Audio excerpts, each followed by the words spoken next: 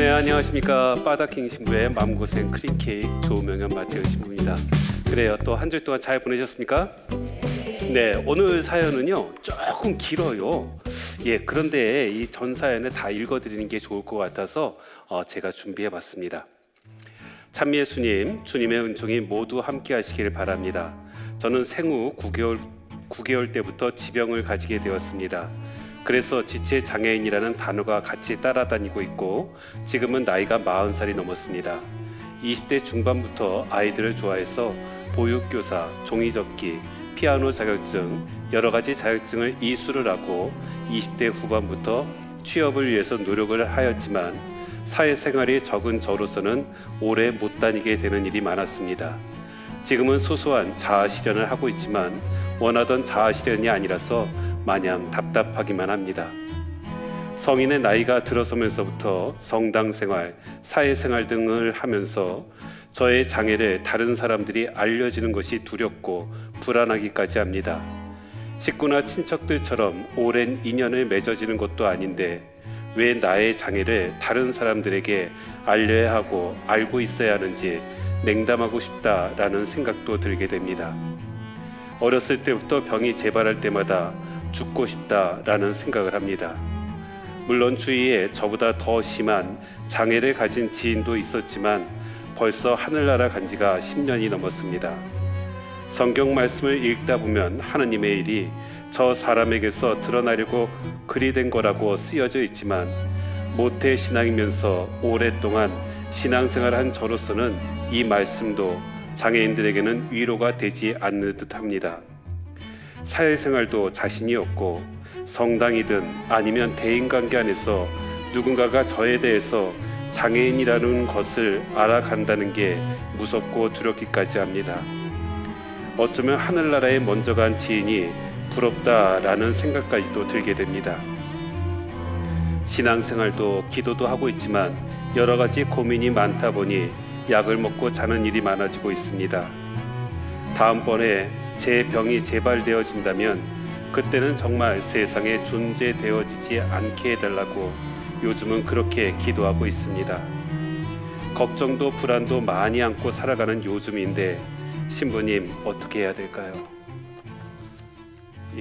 짠하시죠? 네, 어떠세요? 그래요. 이분의 사연을 보면은 첫 번째는 내가 원하는 삶을 살고 있지 못하다는 것, 그리고 두 번째는 다르게 보는 사람들의 시선이 두렵다는 것, 그리고 죽고 싶다는 생각, 걱정과 불안의 그런 문제들을 이야기하고 있습니다. 저는 먼저 이분에게요 박수 한번 쳐줬으면 좋겠어요. 우리 모두 한번 박수 한번 쳐줄까요? 왜냐하면은 어렸을 때부터 겪게 된 남과 다른 모습을 40이 넘게까지 지키고 있다는 것, 그리고 나름대로 열심히 살기 위해서 노력하고 있다는 것, 바로 이 모습은 박수받기에 충분하지 않을까라는 생각을 해보게 됩니다. 사실 이 세상은 다른 사람들끼리 살고 있습니다. 그리고 다른 사람들끼리 살아가면서 우리는 일치를 이루면서 이 안에서 기쁨과 행복을 느끼게 되지요. 그런데 그 다름을 인정하지 못하는 것이 또 세상의 모습이기도 합니다. 저도 여러분과 좀 다른 삶을 살지 않습니까? 신부로 산다는 거, 멀쩡한 총각이 아직까지도 결혼하지 않고 산다는 거, 다르지 않습니까? 그런데 사실 제가 어렸을 때만 해도, 젊었을 때만 해도 이런 얘기 많이 들었어요. 저희 집안 어르신들, 저희 집안 어르신들은 다 유교예요. 그런데 집안 어르신들끼리 저한테 항상 하시는 말씀이 있었습니다. 너 빨리 장가 가라. 그게 부모에게 효도하는 거다. 하면서 끊임없이 장가 가라고 이야기했습니다. 그리고 제 친구들도요 다 신자가 아니거든요. 그런데 저 친한 친구들, 학창시절의 친구들이 저 보면은 항상 하는 말이 야, 너 어떻게 혼자서 살 수 있어? 하면서 걱정스러운 눈빛을 저에게 건네줍니다. 분명히 다르게 살아요. 그렇다면은 다르게 살기 때문에 불행한 삶일까요? 아닙니다. 지금 많은 사람들이 제 모습을 보고서 굉장히 부러워하시죠. 저도 신부님처럼 혼자 살았으면 좋겠어요. 라고 말씀하시는, 그 결혼하신 분들을 많이 목격하게 됩니다. 그래요. 다른 삶이 불행한 삶은 절대로 아니라는 거예요. 다르지만 내가 의미를 담아 살아가는 것, 이것이 우리에게 필요하지 않을까 싶습니다. 바로 이분 역시도 다른 삶을 살고 있어요. 하지만 이 다른 삶이 불행한 삶이다? 절대 우리는 이야기해서도 안 되고, 이분 역시도 그런 생각을 해서는 안 될 것 같습니다. 바로 그 다른 삶 안에서 의미를 찾으면서 바로 주님께서 나를 어떻게 이용하고 계시는지, 그리고 주님께서 나라는 존재를 통해서 하느님의 영광을 어떻게 드러내고 있는지를 생각해 보았으면 좋겠습니다. 그래요. 제가 이런 얘기를 들은 적이 있어요. 어떤 형제님께서 교통사고가 나가지고서 병원에 입원을 하셨습니다. 그런데 그 병실에 어떤 분이 굉장히 커다란 좌절에 빠져서 힘들어하고 계시는 거예요. 왜냐하면 이분께서는 당뇨로 인해서 글쎄 두 다리를 절단하고 말았습니다. 그래서 이 형제님께서 도저히 못 살겠다고, 내가 이렇게 장애를 안고서 어떻게 살아가냐고 눈물을 흘리면서 막 힘들어 하시는 겁니다. 그런데 이제 드디어 이제 재활치료를 하게 되었어요. 그 병실에 같이 있었던 교통사고로 인해서 그 치료를 받고 있었던 그 형제님께서 우리 같이 재활치료 열심히 받읍시다 라고 말을 했습니다. 그랬더니만 당뇨가 걸려서 두 다리를 잃었던 그 형제님께서 이런 말씀을 하시는 거예요. 당신은 두 다리가 있지 않소. 당신이 하는 말은 모두 나에게 위로가 되지 않소 라고 말하는 거예요. 그러자 그 교통사고를 당했던 그 형제님께서 이런 말씀을 하세요. 저는 교통사고로 인해서 제 아내를 잃었습니다. 사랑하는 사람을 잃은 이 형제님의 아픔이 더 클까요? 아니면 자기 다리를 잃은 그 형제님의 아픔이 클까요? 다리 잃은 사람. 사랑하는 사람을 잃으면요. 둘이 다 비슷할 것 같아요. 네, 사실 어떤 것이 더 큰 고통이냐라고 말할 수 없다는 것입니다. 어떤 분에게는 사랑하는 사람을 잃는 것이 가장 힘든 고통이라고 말씀하실 테고요. 또 어떤 분에게는 나의 그 아픔이 가장 큰 고통이라고 말할 수도 있다는 것이죠.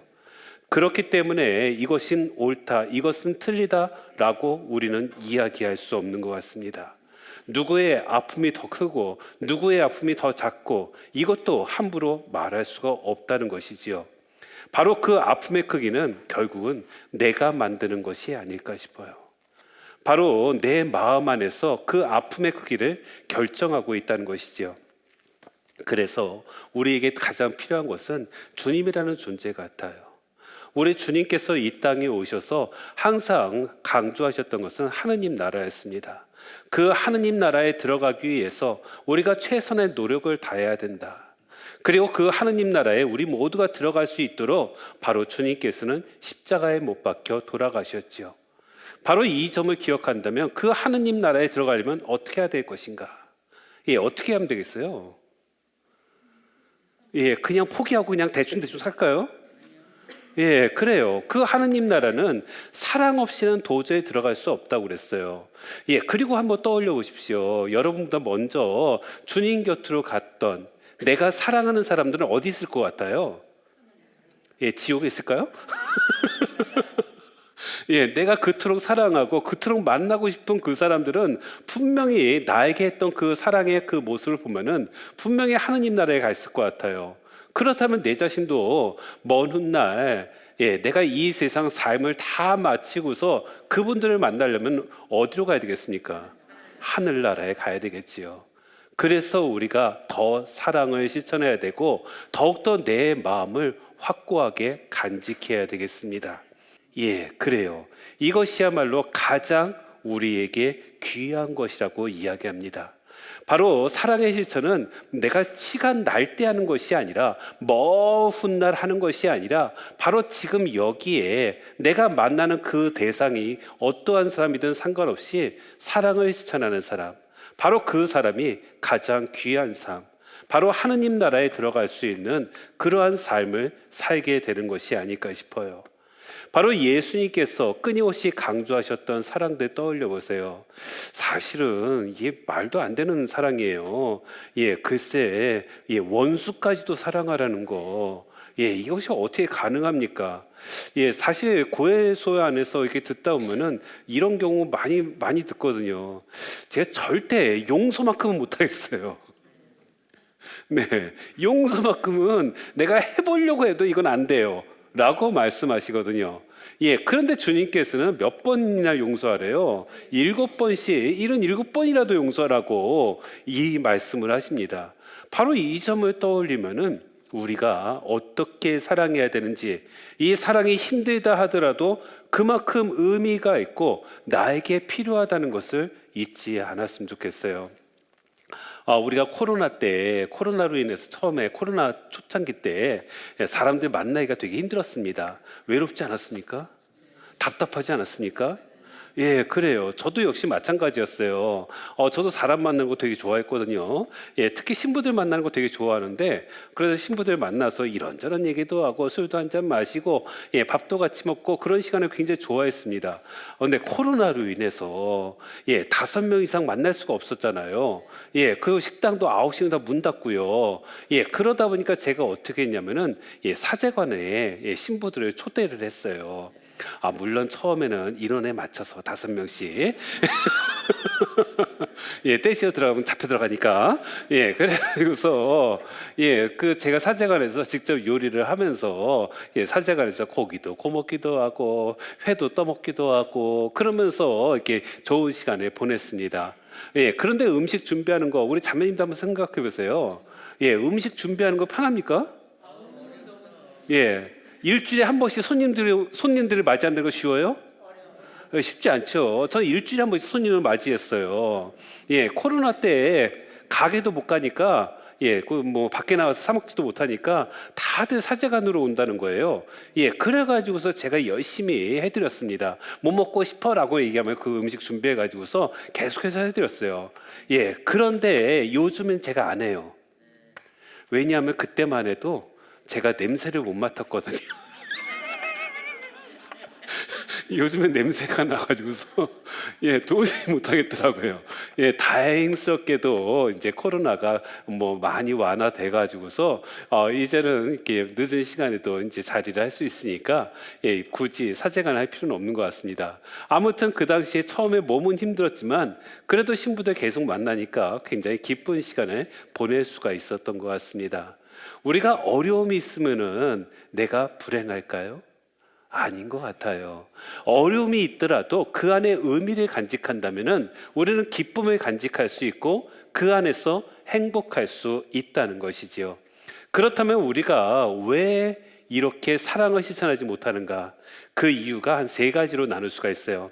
첫 번째, 욕심과 이기심으로 나의 것을 먼저 채우려고 한다는 거. 그렇죠? 두 번째, 늘 우리는 나중에라는 말을 많이 쓰고 있다는 것. 그리고 세 번째, 내가 잘해주는 사람만 바라보고 있기 때문에. 그렇죠? 그래요. 나에게 잘 못하는 사람에게는요, 사랑을 절대로 실천하지 않으려고 하는 것이 우리 인간의 본성이 아닐까 싶어요. 바로 이런 것들이 내가 사랑할 수 없는 이유라고 이야기할 수 있는 것 같습니다. 그러나 사랑할 수 없는 이유를 찾는 것이 아니라 사랑할 수 있는 이유를 찾아야지만 하느님 나라에 더욱더 가까이 갈 수 있지 않을까 싶어요.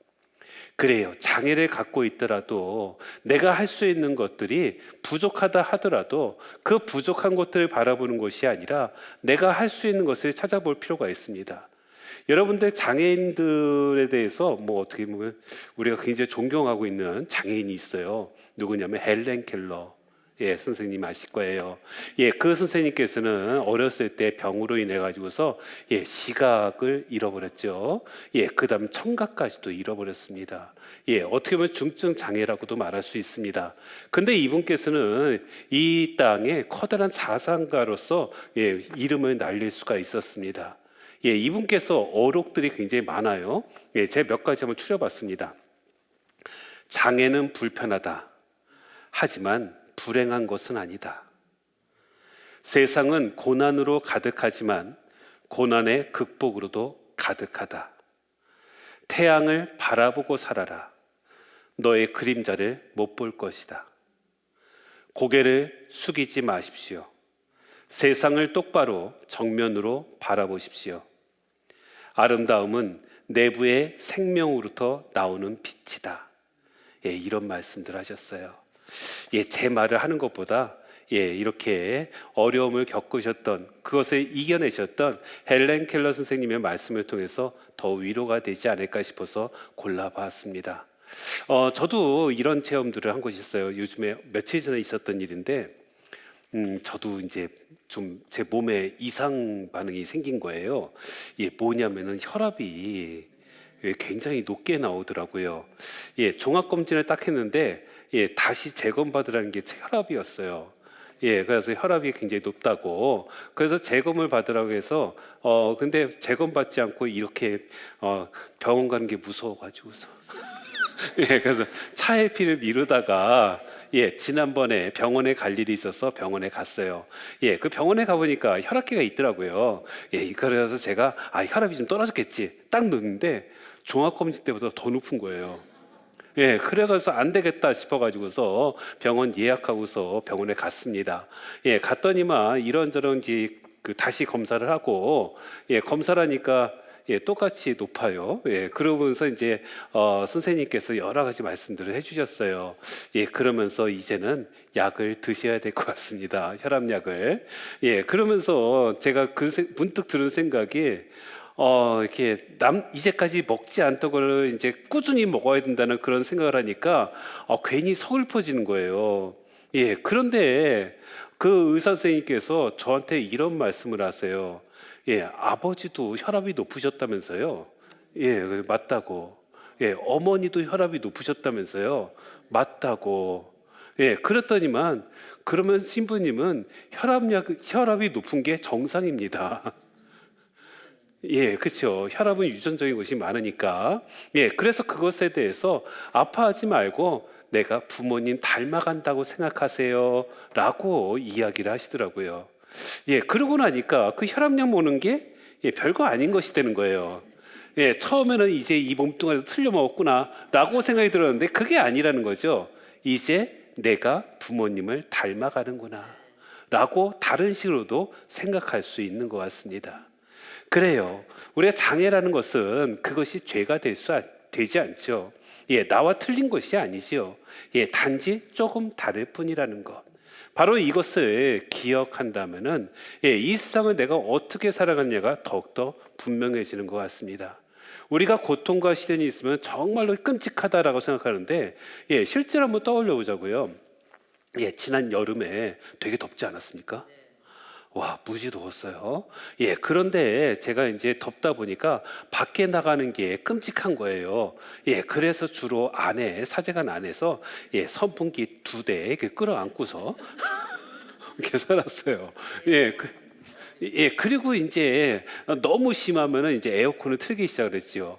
그날은 뉴스에도 이런 말이 나왔어요. 오늘은 올 여름 가장 더운 날입니다. 이런 멘트가 나왔던 날이었어요. 이런 멘트가 나온 날이었는데요. 그때는 에어컨 좀 틀어야 되겠다. 그래서 에어컨 틀고 선풍기 끌어안고 그러면서 이제 글 쓰고 책 읽고 막 그러고 있었습니다. 그런데 계속해서 이제 에어컨 바람 쐬면서 선풍기 바람 쐬면서 그 밀폐된 공간에 계속 있다 보니까 머리가 지끈지끈 아파오기 시작하는 거예요. 그렇죠. 냉방병이라고 하죠. 그 여러분 이런 경우는 없습니까? 나만 있나? 아무튼 바로 이런 경험을 하게 된 겁니다. 그래가지고서 안 되겠다 싶어가지고서 밖에 딱 나갔어요. 밖에 바람을 쐬면 좀 괜찮을까 싶어서 밖에 딱 나갔는데 바람이 하나도 없어요. 너무 뜨거워요. 안에 들어가자니 머리가 아프고 밖에 있자니 너무 덥고 그래가지고서 햇빛을 피해서 나무 밑으로 딱 들어갔거든요. 그런데 거기에는 바람이 있더라고요. 나무 밑에, 그늘 밑에는 바람이 은근슬쩍 살살 불어오더라고요. 그러면서 머리 아픈 것도 사라지고요. 그러면서 상쾌함을 느낄 수가 있었습니다. 그래요. 제가 밖으로 나갔던 거 분명히 더위가 있었기 때문에 그렇죠. 그런데 그 더위 때문에 그 바람의 상쾌함을 알 수 있었던 것이 아닐까 싶어요. 그래요. 나의 고통과 시련도 이 안에서 우리가 내 마음 안에서 어떤 의미를 찾아야 된다는 것이죠. 그때 우리는 내 삶 전체 안에서 상쾌함을 느낄 수 있을 것 같습니다. 우리 교회 안에서도 커다란 힘을 얻을 수가 있어요. 그런데 우리 교회 안에서 사건 사고도 참 많아요. 그래서 어떤 분이 나 이제 성당 좀 한번 다녀봐야 되겠어 했더니 어떤 무신론자가 딱 그러더래요. 야, 성당 못 하러 가니? 거기 교회에 얼마나 사건 사고가 많은데? 라고 말을 하더라는 거예요. 그런데 이분께서 이런 말씀을 하세요. 사건 사고 많은 거 나도 알고 있지. 사람들한테 손가락질 받고 있다는 거 알고 있지. 하지만 그 교회가 생긴 지가 벌써 2000년이 넘었는데도 아직까지도 존재하고 있다는 것은 분명히 그 안에 하느님이 계신다는 증거가 아닐까? 그래서 나는 이 성당에 다니기로 결정했다네 라고 이야기를 하셨어요. 공감이 가시죠? 우리 교회가 문제 있다고 하시는 분들 굉장히 많아요. 그렇죠? 여러분도 느끼시는 거 아니에요? 네. 네, 그래서 저놈의 신부 때문에 도저히 못 살겠어. 나 저놈의 신부 때문에 성당 안 나갈래. 이렇게 말씀하시는 분 계실지도 몰라요. 그런데 교회가 문제가 있지 그 안에 계신 주님은 문제가 없어요. 그래서 이 교회 안에서 주님을 바라본다면은 우리는 이 교회 안에서 커다란 기쁨을 얻을 수가 있다는 거예요. 그래서 내가 어떠한 상황에서도 의미를 찾는 내 마음가짐이 너무나도 필요하지 않을까 싶습니다. 내 마음을 힘들게 하는 경우가 생겼다. 그때는 바로 그 안에 선물을 찾아봐야 돼요. 제가 예전에 두봉주 교님한테 피정을 받은 적이 있어요. 은퇴하신 두봉주 교님이죠. 지금 벌써 90 몇 세신 것 같아요. 그런데 지금으로부터 한 20 몇 년 전에 제가 피정을 받았는데 그때 두봉주 교님께서 아주 특별한 말씀을 하셨어요. 항상 어떤 어려움이 생기면은 감사의 기도를 바치라는 거예요.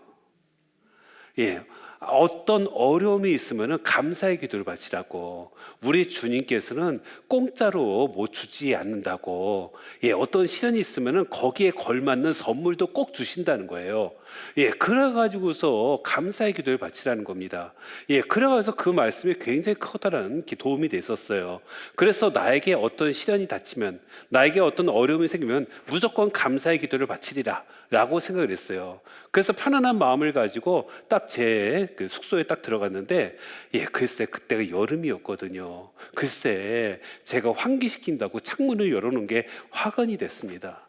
글쎄 그 안에 모기가 너무 많은 거예요. 모기가 너무 많아가지고서 딱 들어가는 순간에 벽이 까말 정도로 있는 거예요. 제가 어떻게 하겠어요? 끔찍해가지고 막 잡기 시작을 했습니다. 그러고서 이제 계속 둘러봤어요. 모기 한 마리라도 있으면 자기가 쉬워요? 어려워요? 어렵죠. 그렇다고 그 피정의 집에 F킬러가 있는 것도 아니더라고요. 그래서 손으로 다 잡을 수밖에 없는 상황이었습니다. 그래서 이제 제가 계속 잡다가 이제 없는 것 같아가지고서 딱 누웠어요. 딱 누웠는데 어디서 윙 소리가 나기 시작을 해요. 이 소리에 다시 벌떡 일어났습니다. 불을 딱 켰죠. 분명히 있는데 근데 아무리 봐도 없어요. 그런데 다음날 또 피정에 온전히 참석하려면 분명히 잠을 자야 되는데 요놈의 모기 때문에 도저히 못 자겠는 거예요. 그래서 이 모기 잡아야 되는데 하면서 다시 이제 누웠습니다. 못 잡고. 그랬더니만 딱 불을 또 끄니까 윙 소리가 들리기 시작합니다. 그러면 우리는 어떻게 해요? 이불을 뒤집어 쓰죠. 이불을 뒤집어 썼어요. 이불을 뒤집어 쓰니까 여름이라고 그랬잖아요. 너무 더운 거예요. 예, 더군다나 그 피정이 집은 에어컨도 없는 데였거든요. 선풍기도 없고. 예, 그러니까 너무 더워서 도저히 이렇게 이불을 뒤집어 쓰고서 잘 수가 없을 것 같아요. 예, 그래서 다시 불을 켜고서 모기를 찾기 시작했습니다. 그런데 또 없는 거예요. 그래서 다시 또 자는데 또 윙 소리가 납니다. 그냥 포기하고 잠들었어요. 그런데 이번에 다시 깼습니다. 왜냐면 물린 거예요. 가려워서 깼어요. 예, 그러면서 막 화가 나는 겁니다. 요놈의 모기는 도대체 어디 있어가지고 나를 이렇게 힘들게 만드는 거야. 바로 그 순간에 낮에 있었던 두봉주교님의 그 말씀이 생각났어요. 어려움이 생겼을 때 감사의 기도를 바치라고. 분명히 주님의 선물이 있다고. 제가 어떻게 했겠어요? 곧바로 무릎을 꿇고서 십자가를 바라보면서 주님 감사합니다. 이 방에 모기를 보내셔서 감사합니다 하면서 기도를 했습니다. 예, 그러고 나니까 이제 잠이 오지 않아요. 예, 그래가지고서 모기 잡는 것도 포기하고, 예, 그러면서 잠도 오지 않고, 여기서 더 잤다가는 다음날 늦잠 잘 것 같고, 그래가지고서 그냥 책을 보게 되었습니다. 예, 그런데 정말 놀라운 것은 제가 오랫동안 몇 번을 시도를 했는데, 예, 읽지 못했던 책이 하나 있었어요. 근데 그 책을 가지고 왔습니다.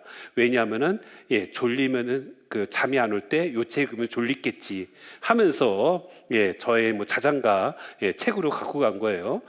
그런데 그 밤에 이 책을 읽는데 이 책의 내용이 너무 좋은 거예요. 이 책에서 저한테 전달하는 그 메시지가 팍팍 저한테 박히는 것 같아요.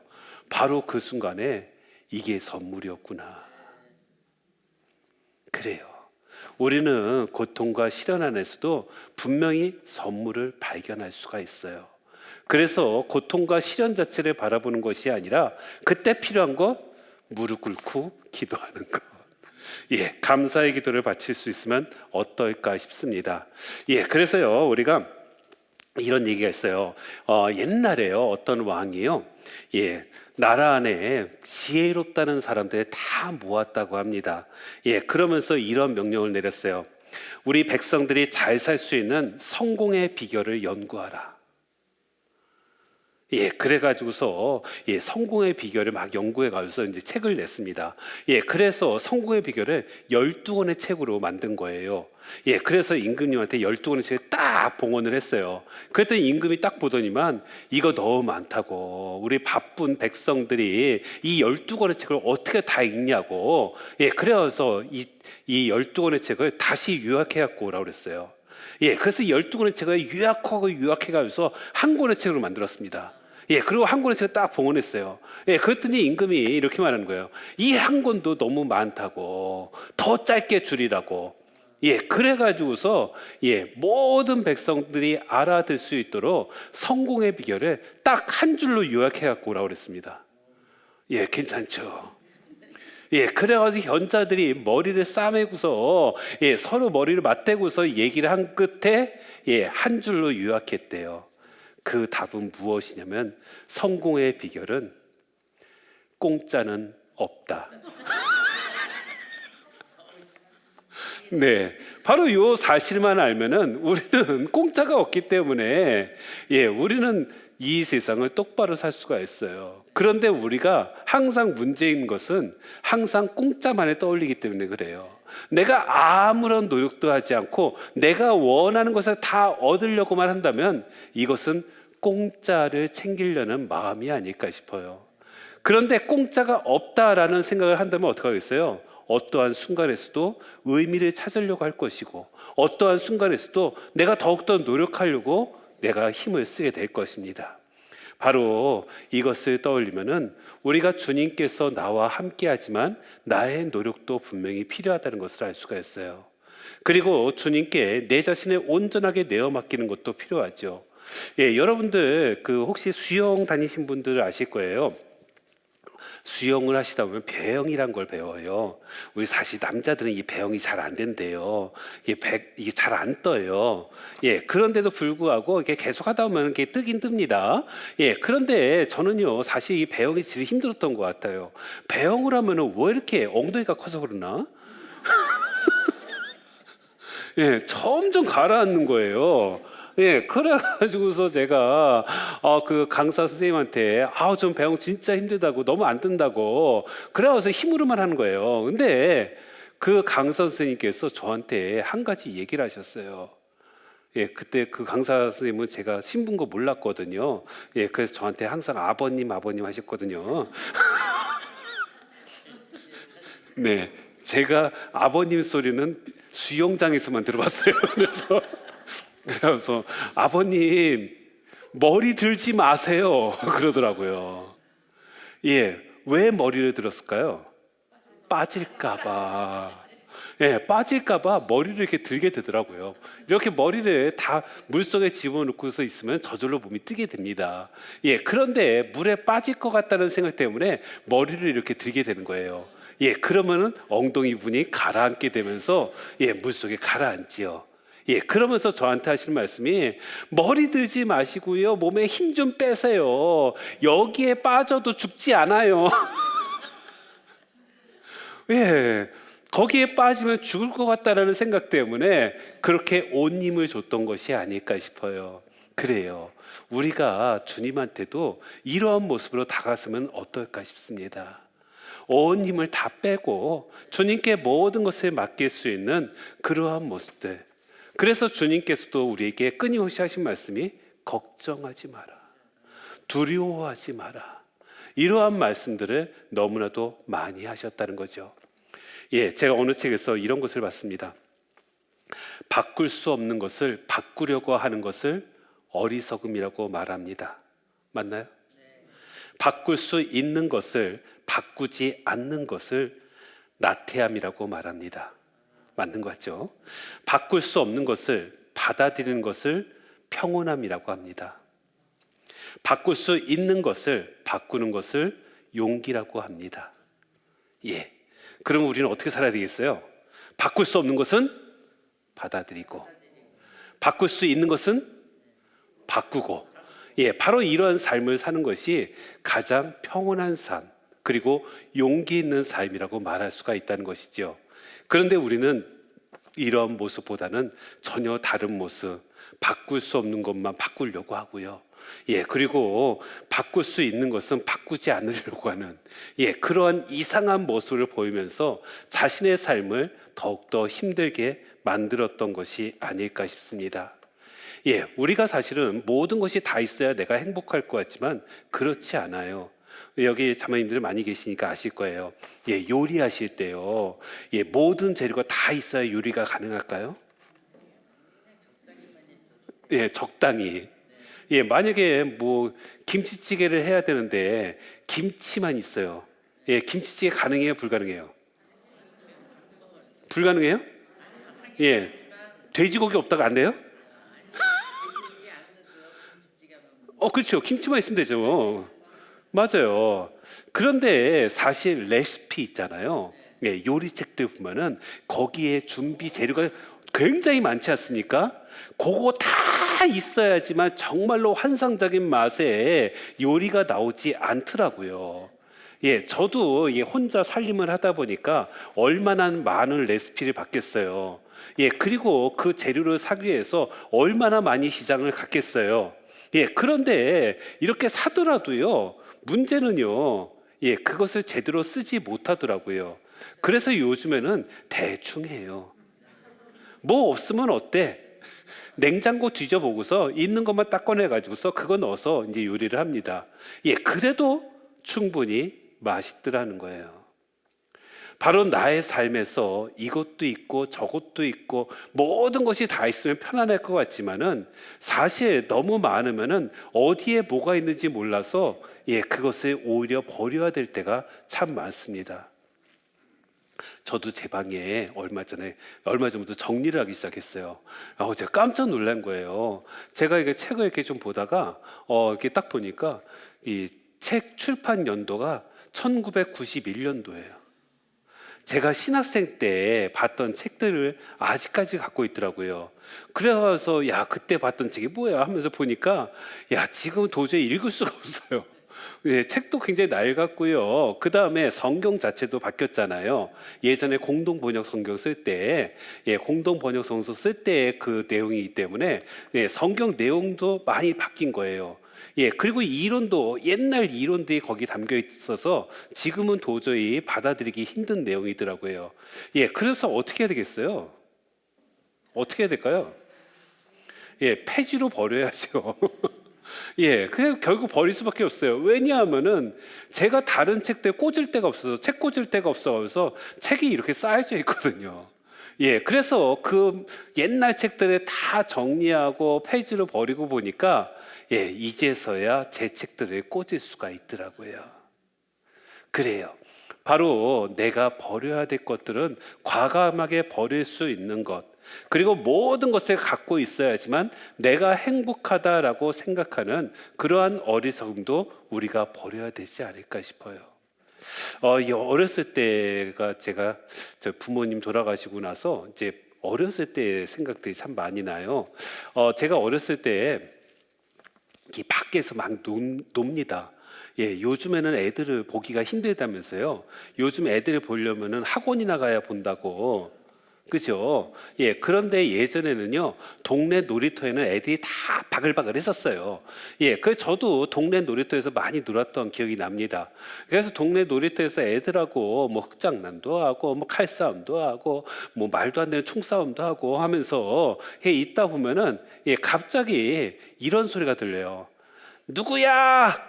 밥 먹어라! 그러면 그 친구는요, 얼른, 나 이제 들어갈게 하면서 갑니다. 그러면서 나머지가 또 막 놀아요. 그러다가 이제 또 잠시 뒤에 누구야? 밥 먹어라! 그러면 이제 또 막 들어가요. 그러면 이제 결국 제 목소리까지, 저까지 부르는 소리 들으면은 저 역시도 나도 이제 들어갈게 하면서 막 뛰어 들어갑니다. 왜냐하면은 옛날에는 밥대를 놓치면은 굶어야 되었잖아요. 어머니께서 부를 때 안 가면은 큰일 나거든요. 그래가지고서 어렸을 때는 부르면 무조건 갔던 것 같아요. 그렇다면 이제 이렇게 한 명, 두 명씩 집으로 들어가다 보면은 같이 놀았던 놀이 자체는 이제 사라지게 됩니다. 끝나게 돼요. 하지만은 그렇게 아쉽다고 해서 들어갔지만은 절대 실망하지 않아요. 왜냐하면은 내일 놀면 되니까. 그죠? 내일 놀면 되니까 굳이 미련을 가질 필요가 없는 겁니다. 저는 이것이요, 우리 하느님 나라에 가는 것과 비슷하다라는 생각이 들어요. 바로 우리 주님께서도 언젠가 우리가 하늘나라에 갈 때쯤 되면은 부르실 것 같아요. 명은아, 들어가자! 라고 말씀하실 것 같아요. 그때 어떻게 되겠어요? 나 여기서 더 놀아야 돼요 라고 말하는 것이 아니라 부를 때 얼른 가야 된다는 거죠. 바로 이런 마음들이 어떻게 가능하느냐? 바로 주님을 계속 바라본 사람들, 그리고 주님과 함께 하려고 노력한 사람들은 바로 우리가 어떠한 순간에서도 그 소리를 듣고 그 소리를 향해서 나아갈 수밖에 없는 것 같습니다. 그래서 우리가 어떤 마음을 품어야 되느냐? 스탠퍼드 대학에서 104명을 대상으로 이런 실험을 했대요. 우선 두 그룹을 나눴습니다. 첫 번째 그룹은요, 글을 쓰게 했는데 내가 지루함을 느꼈을 때, 지루함을 느꼈을 때에 대한 에세이를 쓰게 했대요. 그리고 두 번째 그룹에 대해서는요, 내가 불공평을 느꼈을 때, 거기에 대해서 에세이를 쓰게 했대요. 그리고 나서 이게 이제 글을 다 쓴 다음에 그 학생들한테 부탁을 했다고 합니다. 우리가 뭘 좀 해야 되는데 좀 도와주시겠어요? 라고 했대요. 첫 번째 그룹은 지루함, 두 번째는 불평, 불만이에요. 어떤 그룹이 그 연구진을 좀 도와줬을까요? 지루한 사람이 차라리. 둘 다 그런데. 그렇죠. 근데 첫 번째 그룹이 두 번째 그룹보다 20% 더 많이 도와줬다고 합니다. 그런데 두 번째 그룹에서는 재미있는 일들이 많이 발생했대요. 글쎄, 거기서 이제 글 쓰라고 했을 때 펜도 줬을 거 아니에요. 그 펜은 연구소 펜인데 그 펜을 다 가져갔대요.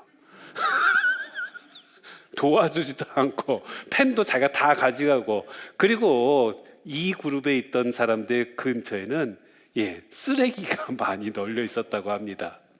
그래요. 이 실험을 통해서 알 수 있는 게 뭐냐면은 불평, 불만 등의 그런 부정적인 생각을 가지고 있는 사람들은 생활을 올바르게 할 수가 없다는 거예요. 나도 모르게 질서대로 생활하려고 하지 않고 나도 모르게 자기의 감정만 표현하려고 한다는 것입니다. 바로 이러한 상태에서는 하느님 나라 들어갈 수 없다는 거죠. 네, 그래서요, 우리가 어떠한 감정을 세상에 전달해야 되는가? 바로 그 사랑의 감정이 나에게 얼마나 필요한가? 네, 그래요. 불평, 불만이 많은 사람들, 그런 사람들에 대한 이야기가 하나 있습니다. 어떤 사람이 불평, 불만이 너무 많은 거예요. 이 세상이 왜 이렇게 불평, 불만거리가 많은지 도저히 못 살겠는 거예요. 여러분도 한번 생각해 보세요. 불평, 불만이 많으면 많을수록 세상 사이가 그게 녹록지는 않은 것 같습니다. 만족스러운 것들이 좀 있어야 되는데 만족스러운 것이 하나도 없는 거예요. 그래서 지혜롭다는 사람에게 찾아갔습니다. 지혜롭다는 사람을 찾아갔더니만 그분이 얘기를 듣더니만 이 사람을 끌고서 어떤 오두막집을 데려가요. 그리고 나서 그 오두막집에서 그 오두막집에 먼지가 가득 있는 거예요. 그리고 거기에 거울이 하나 붙어 있는데 거울에도 먼지가 가득 붙어 있습니다. 그래서 그 현자가 이제 거울을 가리키면서 무엇이 보이느냐 딱 그럽니다. 뭐가 보일까요? 아무것도 안 보이죠. 먼지로 완전히 뒤덮여 있으니까. 그래가지고 아무것도 보이지 않는다고 그랬더니만 그 현자가 자기 소매자락으로 막 닦습니다. 막 닦으니까 보일까요, 안 보일까요? 보이죠. 그러니까 이제 보이기 시작하는 거예요. 그런데 문제가 생겼어요. 막 닦다 보니까 뭐가 날리겠어요? 먼지가 날려가지고서 목이 아파하고 기침이 나고 난리가 난 겁니다. 바로 그때 그 현자가 이렇게 말씀하셨대요. 형제님은 지금 먼지가 덮인 이 거울과 같습니다. 불평, 불만의 먼지가 가득해서 형제님 자신을 제대로 볼 수 없게 만들었습니다. 그래서 이 먼지를 닦아내는 작업을 해야 합니다. 분명 쉽지 않고 유쾌하지 않을 수 있습니다. 그러나 이 작업을 마쳐야 하지만 진짜 내 모습을 똑바로 볼 수 있습니다. 그렇죠? 그래요. 먼지가 나를 불쾌하게 만들고 먼지가 나를 힘들게 만들지만은 그 먼지를 그 불쾌함과 힘듦에도 불구하고 먼지를 제거해야지만 거울에 내 모습을 제대로 바라볼 수 있는 것처럼 우리 삶 안에서도 내가 불평, 불만이라고 생각하는 그 이유들에 대해서 우리가 닦아내는 작업을 해야 된다는 거예요. 바로 이러한 작업이 우리에게 필요하다는 겁니다. 그래서 자기 마음, 내 마음을 평온하게 갖는 것 너무나도 중요합니다. 제가 예전에 피정을 갔는데 너무 재밌는 것이에요. 그 피정의 집은 어디에 있냐면은 고속도로 바로 옆에 있는 겁니다. 그냥 뭣도 모르고 거기 잡는 바람에 뭐 이런 피정의 집이 다 있어. 왜냐하면은 방에 있으면은 위 계속 소리가 들려요. 여러분 고속도로가 밤에 잘 때쯤 되면은 알아서 속도를 줄입니까? 밤엔 더 빨라져요. 밤에는요 윙 그러는 거예요. 제가 얼마나 힘들었는지 몰라요. 첫날 밤에 내가 피정의 집을 잘못 잡았구나. 내가 왜 이런 데서 피정을 어떻게 하지? 하면서 걱정이 되는 거예요. 그러고서 이제 다음날 이제 일어났어요. 어떻게든. 밤새 그 윙윙 소리 때문에 힘들었는데, 아무튼 일어났습니다. 일어나가지고서 이제 혼자서 묵상하고 또 거기 뒷산이 또 있었거든요. 뒷산도 올라가면서 기도도 하고, 그러면서 이제 어디 하나에 집중을 하게 되었어요. 또 피정 지도를 해주시는 그 신부님께서 또 제가 기도할 그런 재료들을 저한테 이렇게 제공을 해주셨습니다. 그래서 이제 매일 하루에 한 7시간, 8시간씩 묵상을 해요. 그러면서 시간에 갔는데 놀라운 사실이 첫날에는 이곳에서 어떻게 피정을 하지 했는데 다음 날부터 그 소리가 안 들려요. 예, 다음 날부터 제가 피정하니까 이제 차 다니지 말라고 바리케이드 쳤을까요? 예, 아니에요. 똑같이 차가 달리고 있었어요. 그럼에도 불구하고 내가 피정 자체에 집중하다 보니까 그 소리 자체가 들리지 않더라는 거예요. 그래요. 여러분들이 내 마음이 지금 편안하지 못하다라고 생각을 한다면은 내가 집중해야 될 곳에 집중하지 못했다는 것을 잊지 않았으면 좋겠습니다. 내가 주님께 집중한다면 주님께서 분명히 평화를 주시는 분이기 때문에 바로 그 안에서 진정한 평화를 얻을 수가 있을 거예요. 하지만 내가 이 세상 것에만 집중하고 있다면은 그 평화를 얻지 못하고 힘든 시간을 보낼 수밖에 없어요. 내 귀 속에서 계속 윙윙 소리밖에 안 날 거예요. 하지만은 그 소리도 내가 주님께 집중하는 순간에 사라질 수 있다는 것이죠. 그래서요 이런 얘기가 있죠. 어떤 중세 기사들 전쟁에 나갈 때 갑옷을 입습니다. 여러분들 그 갑옷이 굉장히 무겁다는 거 아시죠? 그 쇠로 만든 거잖아요. 쇠로 만든 갑옷을 입는 이유가 뭐겠어요? 죽지 않으려고. 칼로 찔러도 칼이 들어가지 않는 쇠 갑옷이니까, 화살에 맞아도 화살이 튕겨나가는 튼튼한 갑옷이니까. 그런데 문제는요 쇠로 만들기 때문에 너무나도 무거운 거예요. 그래가지고서 이 사람이 생각을 했습니다. 이 갑옷을 입고서는 도저히 활동적이지 못해서 내가 도저히 전쟁에서 올바로 하지 못하겠다. 그래서 이 사람이 자기 나름대로 갑옷을 다시 만들어요. 그런데 이 사람은 갑옷을 뭐로 만들었냐면 종이로 만듭니다. 종이로 갑옷을 만들었어요. 얼마나 활동적이겠어요. 얼마나 가볍겠어요. 그러니까 전쟁 나가서 막 신나게 뛸 수가 있을 거예요. 그런데 이 사람은 칼에 맞으면 어떻게 될까요? 죽을 수밖에 없을 거예요. 화살에 맞으면 어떻게 될까요? 죽죠. 그럴 바에는 종이 갑옷은 왜 입은 거예요? 그렇다면 어떻게 해야 될까요? 쇠의 갑옷은 너무 무겁고 종이 갑옷은 나의 생명을 지켜주지 못하고 어떻게 하면 될까요? 안 입으면 돼요? 안 입어도 위험하잖아요. 가장 좋은 방법은 내가 갑옷을 입고도 잘 뛸 수 있는 체력을 만드는 거예요. 그렇죠? 어려워요. 그럴 바에는 왜 입어요? 바로 그 당시의 기사들은요 그 갑옷을 입고서 전쟁에서 열심히 전쟁을 할 수 있도록 거기에 걸맞는 체력을 키웠다고 합니다. 그렇기 때문에 쇠로 된 무거운 갑옷을 입을 수가 있었던 거예요. 우리도 이 세상을 살아갈 때 바로 내 마음의 갑옷을 충분히 견뎌낼 수 있는 그런 힘들을 스스로 만들어야 되겠습니다. 특히 주님께서 우리를 도와주신다고 했고 주님께서 우리와 함께 하시기 때문에 내가 의지만을 세운다면 분명히 주님께서는 도와주실 것입니다. 어렵고 힘들다고 포기하는 것이 아니라 바로 그 순간에 주님을 바라보고 주님과 함께 이 세상 안에서 기쁨을 간직하시길 바랍니다.